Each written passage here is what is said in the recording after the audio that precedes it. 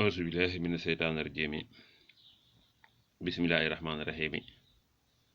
asalaamaaleykum wa rahmatullahi taala wa barakaatuhu waaye ma nekk ñoo ngi lay jaar leen ñaanal jàmm gudd fan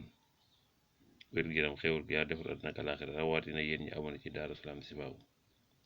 ñoo ngi leen di jaar bu baax a baax a baax fooy ma nekk rek ñoo lay jaar te dañ leen andi lu baax ci ay jafe-jafe ku nekk ci ay jafe-jafe wala koo xam ne nga nekk ci ay problème lii nag lu ju baax la te gaaw ci incha allah rabbi danga wax laa ilaha illallahu al-asimu laa ilaha illallahu al-xalimu laa ilaha illallah rabbu samawati wa rabbul ardi wa rabbul arsil karimi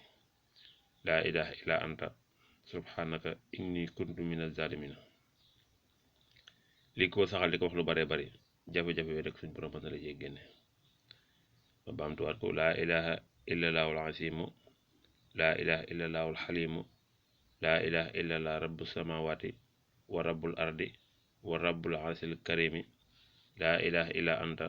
subhanaka inni kuntu min az-zalimina lii koy faral di wax lu bari amul lim nag loo neex wax ko rek dee ko wax lu bari rek incha allah bi ci kàttanam dana la génn ci ay jafe-jafe bu la neexee nga jël bii ci suuf laa ilaha illa anta subhanaka inni kuntu min az-zalimina lii la yonent yàlla yunus moom la ñuy wax yunus ibnu matay bu mu duggee ca jëno ba ko jëno wan ne ca géej ga lii la waxoon ba suñ borom jégal ko lii képp ku nekk ci ay xat-xat di ko wax téeméer yoon saa boo xëyee suñ borom mën na la génn ci xat-xat yooyu lii rek nga jël ko laa ilaha illa anta subhanaka inni kuntu min az-zalimina bii nag nga jël ko daa gën a baax moom laa ilaha illallahu al-asimu laa ilaha illallahu xalimu laa ilaha illa rabbu samawati wa rabbul ardi wa rabbul arsil karim laa ilaha illa anta subhanaka inni kuntu min az-zalimin ba neexee nga jël bi boole ko ci def ko muy téeméer ay yaa xam bu la ci neex jël nag waaye daal lu gaaw la ci ay jafe-jafe ci kàttanu suñu borom képp ku nekk ci ay jafe-jafe wala nga nekk ci ay xat-xat nga koy sikkar suñu borom dana la génn ca